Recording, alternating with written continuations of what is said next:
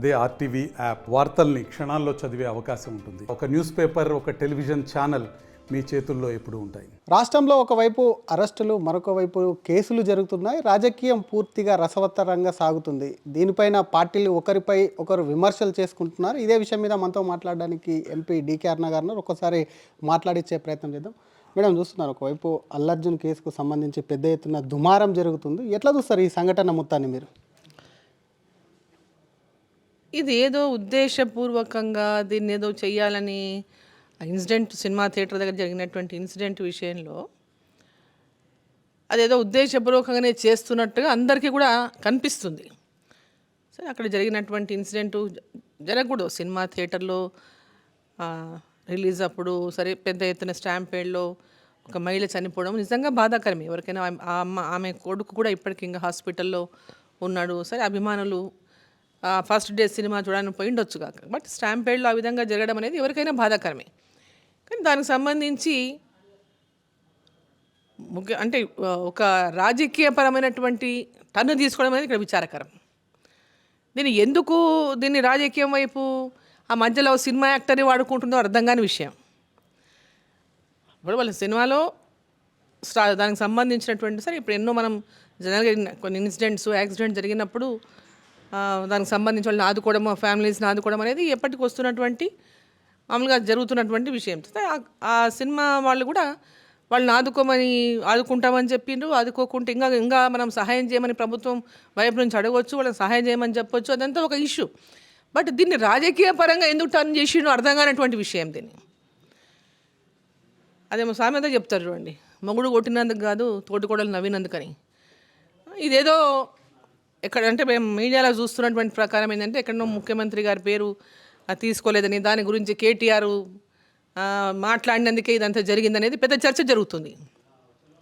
ఏదైనా కూడా ఈ విషయం తెలంగాణ రాష్ట్రంలో ఇంత పెద్ద రచ్చ జరగడం అనేది సరైనది కాదు, సమంజసం కూడా కాదు.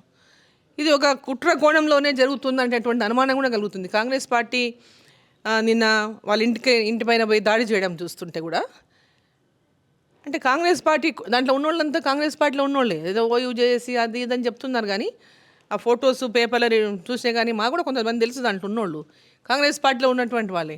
బట్ వెనక ఎవరిదో సపోర్ట్ లేకుండా వాళ్ళు అక్కడ పోయి దాడి చేయడం అనేది ఉండదు.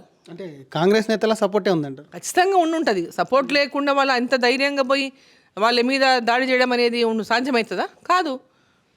కాబట్టి ఇక్కడ నేనేమంటున్నా అంటే ఇప్పుడు న్యాయం గురించి మాట్లాడుతుండ్రు, నీతి గురించి మాట్లాడుతుండ్రు, హ్యుమానిటీ గురించి మాట్లాడుతుండ్రు. ముఖ్యమంత్రి గారిని అడుగుతున్నా నేను, వాళ్ళ కుటుంబ సభ్యుల యొక్క హరాస్మెంట్ చేయడం వల్లనే సాయిరెడ్డి అని వాళ్ళ సొంత కొండారెడ్డిపల్లెలో సాయిరెడ్డి అనేటటువంటి రైతు ఆత్మహత్య చేసుకున్నాడు. లెటర్ రాసిపెట్టి ఆత్మహత్య చేసుకున్నాడు. సూసైడ్ నోట్ రాసున్నది. దాని మీద ఒక కేసు లేదు, ఒక కథ లేదు, ఒక రిప్లై లేదు, ఒక మాట లేదు, ఏమీ లేదు ఇప్పటిదాకా.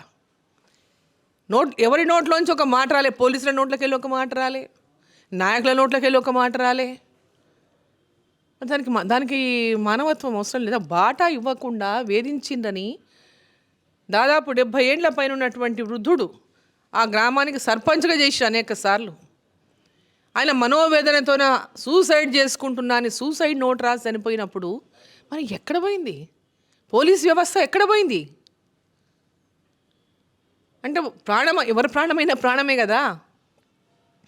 అంటే ముఖ్యమంత్రి గారి కుటుంబ సభ్యులు వేధిస్తే అని చనిపోతేనేమో ప్రాబ్లం లేదు, అది కేసులు కావు, కంప్లైంట్లు కావు, కంప్లైంట్ తీసుకోరు, దాని మీద కేసు పెట్టరు. కానీ ఇక్కడ మటుకు దీన్ని రాజకీయం చేస్తారు. ఇది ఏమాత్రం కూడా కరెక్ట్ కాదు. ఇది ఒక రాజకీయంగా రంగు పులిమి సినిమా ఇండస్ట్రీని వేధిస్తున్నట్టుగా కనిపిస్తూ ఉంది ఇక్కడ. ఇది సరైనది కాదు. తెలంగాణ రాష్ట్రానికి ఇది మంచి తీరు అంటే ఒక మంచి వాతావరణం లేకుండా ఈరోజు ఒక భయానక వాతావరణం ఈ రాష్ట్రంలో ఏర్పడింది. ఒక పక్కనేమో రియల్ ఎస్టేట్ కుదేలైపోయింది, హైడ్రాని తీసుకొచ్చి రియల్ ఎస్టేట్ కుదేలైపోయింది ఒక పక్క. మళ్ళీ ఇప్పుడు సినిమా ఇండస్ట్రీ మీద ఈ రకమైనటువంటి వేధింపులు అయితే అసలు తెలంగాణ పరిస్థితి ఏంది? అసెంబ్లీలో అక్బరుద్దీన్ గారు ప్రశ్న అడుగుతారు, అంటే అడిగిపించుకుంటారు. అసెంబ్లీలో చర్చించాల్సినటువంటి అవసరం ఉందా ఇష్యూని? పబ్లిక్ ఏం సంబంధం దీంతోని? కానీ కొంతమంది రాజకీయం చేస్తున్నారు, రాజకీయ పార్టీలు కాబట్టి నేను మాట్లాడాల్సి వస్తుంది, అది కూడా వాళ్ళు అడిగిన క్వశ్చన్కు రిప్లై ఇస్తున్నామని చెప్తున్నారు. బీజేపీ మీద కూడా అదే చెప్తున్నారు. బీజేపీ ఎందుకు రాజకీయం చేస్తుంది, ఆ పాపను ఆ బాబుని ఇప్పటివరకు పరామర్శించలేదు, ఆ కుటుంబాన్ని కూడా పరామర్శించక రాజకీయం చేస్తుంది అంటున్నారు.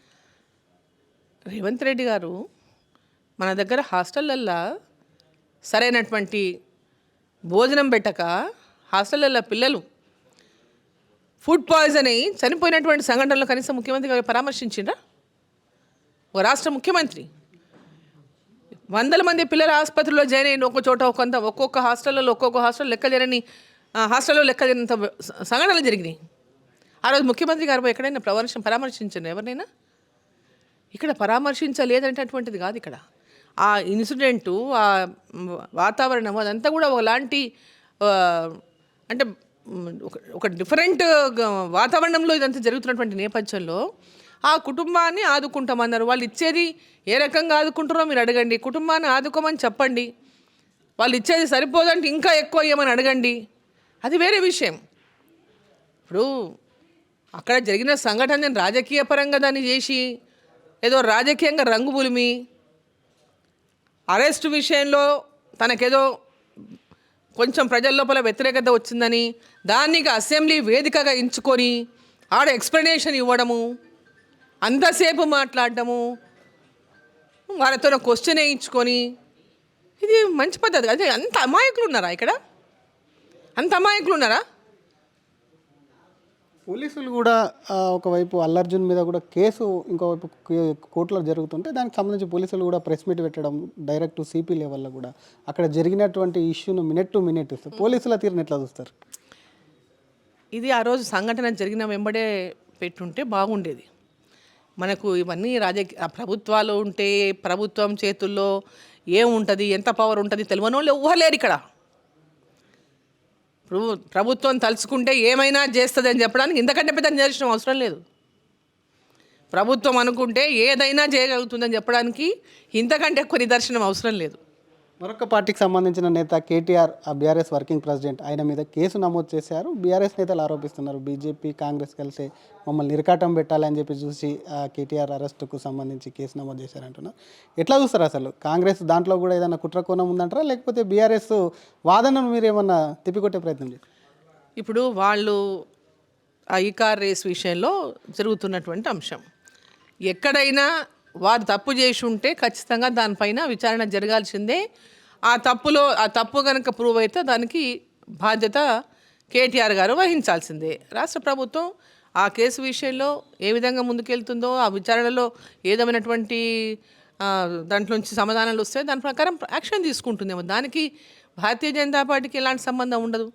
రాష్ట్ర ప్రభుత్వం వారి దృష్టికి ఒక విషయం వచ్చినప్పుడు దాంట్లో అవినీతి జరిగింది, దాంట్లో పెద్ద ఎత్తున ప్రభుత్వ ఖజానాకు ఎలాంటి అనుమతులు లేకుండా డబ్బులు ఇచ్చినారు అంటే అటువంటి విషయం ప్రూవ్ అయితే వారు కూడా తప్పకుండా దానికి బాధ్యత వహించాల్సిందే కేటీఆర్ గారు.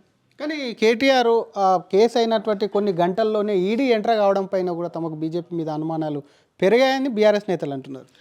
ఇది ఈడీ అంటేనే ఇక బీజేపీ చెప్తేనే ఈడీ వస్తారనేటటువంటి ఒక ఏమంటే భ్రమలో ఉన్నాను. ఇంకా ఈడీ అనేది ఎక్కడ ఎలాంటి విషయం తెర మీదకి వచ్చినా దాని విషయంలో ఈడీ ఎంటర్ అవుతుంది. దానికి పార్టీకి ఏం సంబంధం? పార్టీకి ఎలాంటి సంబంధం లేదు. ఈడీ ఆ శాఖ ద్వారా వాళ్ళు చేయాల్సినటువంటి బాధ్యతను వాళ్ళు నిర్వర్తిస్తారు అంతే తప్ప దీనికి పార్టీలు చెప్తాయి, పార్టీ చెప్పింది. ఇప్పుడు కాంగ్రెసు టీఆర్ఎస్ కుమ్ముక్కై అనేక రాజకీయాలు చేసిండ్రు. ఈరోజు మధ్యలో భారతీయ జనతా పార్టీని ఎందుకు బ్లేమ్ చేస్తున్నారు? ఇంకోటి సినిమా ఇండస్ట్రీ మేడం ఇక్కడ నుంచి తరలిపోయే అవకాశం ఉందంటూ సినీకి ప్రముఖులకు ఏం చెప్తారు అసలు? ఎందుకంటే రేవంత్ రెడ్డి కూడా మాట్లాడుతూ ఏమైందని అల్లార్జున్ని పరామర్శించారు అని చెప్పి బెనిఫిట్ షోలు కానివ్వండి, ఆ టికెట్ రేట్లు కూడా పూర్తిగా క్యాన్సిల్ చేస్తున్నట్టు, దీంతో కాస్త ఇండస్ట్రీ ఏపీకి కూడా తరలిపోతుందని ఒక అనుమానంలో వాళ్ళకి ఏం చెప్తారు సినిమా ఇండస్ట్రీ వాళ్ళకి మీరు? ఇప్పుడు సినిమా ఇండస్ట్రీ కానీ ఇంకే ఇండస్ట్రీ కానీ సరే ఇటువంటి సంఘటనలు కొంచెం వాళ్ళకి అంటే ఒక స్ట్రెస్ కావడం, వాళ్ళకి ఒక భయాన్ని అంటే ఇట్లా ఉంటే ఎట్లా అనేటటువంటి భయము క్రియేట్ అయినప్పుడు వాళ్ళ లోపల ఆలోచనలు కలగొచ్చు. కానీ హైదరాబాద్ లాంటి మంచి వాతావరణం వదిలిపెట్టి సినిమా ఇండస్ట్రీ ఇక్కడ నుంచి పోతుందని నేనైతే అనుకోను. ఇవన్నీ తాత్కాలికం మాత్రమే. రేవంత్ రెడ్డి పర్మనెంట్గా ఇక్కడ ఉండడు, కేసీఆర్ పర్మనెంట్గా ఇక్కడ ఉండలేదు, 10 ఏళ్ళ నుండి అయిపోయింది. రేపు రేవంత్ రెడ్డి గారు పర్మనెంట్గా ఇక్కడ ఏమి ఉండరు. సో రాజకీయాల్లో ఎవరు పర్మనెంట్ కాదు, మనుషులమే పర్మనెంట్ కాదు. అట్లాంటి రాజకీయాల్లో ఎవరు పర్మనెంట్ కాదు. సో ఇప్పుడు ఈరోజు జరిగిన సంఘటనకు సినిమా ఇండస్ట్రీ ఇక్కడ నుంచి పోతుంది, వాళ్ళు అక్కడి నుంచి ఇన్వైట్ చేసిండ్రు, దీని మీద మనం చర్చ చేయడం కూడా అనవసరం. Thank you madam. ఇది ఒక పక్క కూడా దీనికి అల్లర్జున్ విషయాన్ని కూడా ఇంత రాద్ధాంతం చేయాల్సినటువంటి అవసరం లేదు. ఇది ఒక రాజకీయ కుట్ర కూడా దీన్ని భావించవచ్చు అని చెప్తున్నా. కేటీఆర్ ఒకవేళ తప్పు చేస్తే అరెస్టు కాక తప్పదు, తమకేం సంబంధం, ఈడీ ఆటోమేటిక్గా ఇటువంటి కేసుల్లో ఇన్వాల్వ్ అవుతుంది కాబట్టి తమకు ఆ కేసుతో సంబంధం ఏం లేదు. సినీ ఇండస్ట్రీ ప్రముఖులు కూడా ఎవరు భయపడాల్సినటువంటి అవసరం లేదు. ఈరోజు ఉంటారు ముఖ్యమంత్రులు, రేపు వెళ్తారు కాబట్టి ఈ విషయంలో అంతా గగ్గోలు పెట్టి వాళ్ళు అంత ఆలోచించాల్సినటువంటి అవసరం లేదు అంటూ బీజేపీ ఎంపీ డీకే అరుణ అంటున్నారు. కెమెరామెన్ కోటితో శ్రీధర్, RTV, హైదరాబాద్. మరిన్ని వీడియోస్ కోసం ఛానల్ ని సబ్స్క్రైబ్ చేయండి. లేటెస్ట్ అప్డేట్స్ కోసం వాట్సాప్ ఛానల్ ని ఫాలో అవ్వండి. ఆ లింక్ డిస్క్రిప్షన్ లో ఉంది.